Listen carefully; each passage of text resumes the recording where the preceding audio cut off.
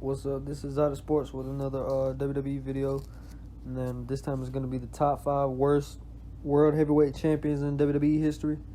This is the World Heavyweight Championship that was active from 2002 to 2013.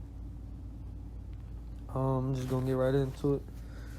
Number 5 is going to be Shawn Michaels, the second ever world heavyweight champion. There's only one reason he's on here is because of the length of it. He only had it for 28 days, and the moment when he won it was really good, but the reign itself was nothing.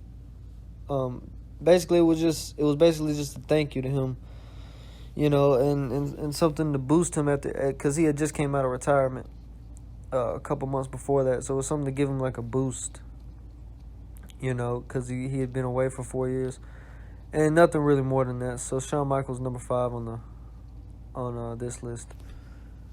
Number 4, I'm gonna go with Dolph Ziggler. I really like Dolph Ziggler, so I don't really like to put him on this type of list, but he's got to be on here. His first reign lasted about like an episode of SmackDown. He was awarded it, and then he lost it to Edge later on in the night. That was back in 2011. And then his second reign, of course, the moment he won it, when he won it, was really good when he cashed in on Alberto Del Rio, but he didn't really do much with it. He got injured. Not his fault, but he got injured by Jack Swagger. And that was out of his control. But then they just took the title off of him and put it back on Del Rio after that. And I don't think he's ever going to get another shot at a world title, unfortunately. So I'm going to have to put Dolph Ziggler at number 4, worst world heavyweight champion. Number 3 on the list, I'm going to go with the great Khali. Nothing really needs to be said about this cat. I mean, he couldn't move. He didn't speak English.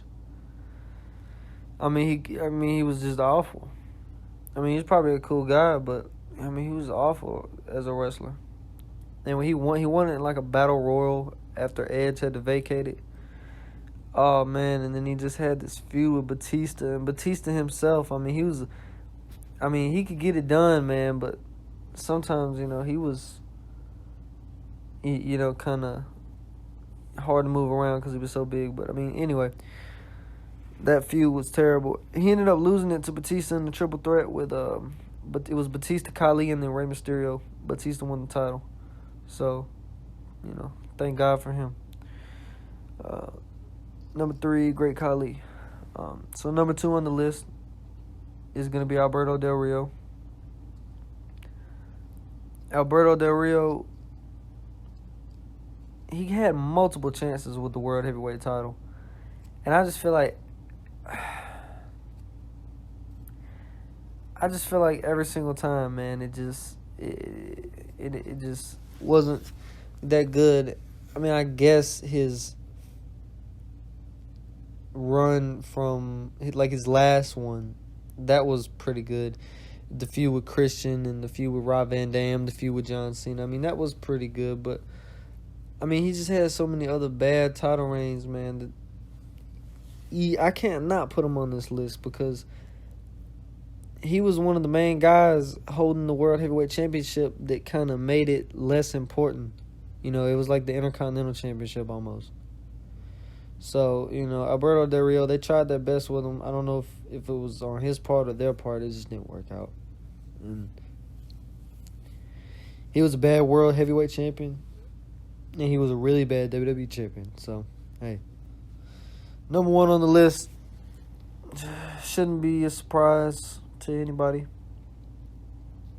Easily the worst person to ever even touch the World Heavyweight title is Jack Swagger. This was bad. I remember when he cashed in, I was like 9 years old, so I didn't really realize what was happening. But I even think at the time most people had high hopes. But anyway, he won it, and I was like, okay. In my mind as a kid, I was like, all right, this is a new guy, and they're building him up, and he's the World Heavyweight Champion. But then he just changed who he was. He was so boring, and he had his dad come out there with like dressed as like an eagle. I don't know. It was some dumb shit. Had a feud with Big Show where he lost by DQ or some fuck shit. I don't even know. But then he ended up losing it to Rey Mysterio in that Fatal 4-Way match at Fatal 4-Way pay-per-view. And it wasn't even like, the story wasn't even about him. It was about Kane finding out who took out the Undertaker in the vegetative state, even though it was him. But that was the whole story of the match. It was more about that than Jack Swagger, you know. So it was a god awful title reign, and when it ended, I'm surprised he even got another shot at it. I'm surprised that him and Del Rio had a match for it in 2013, even though I shouldn't be.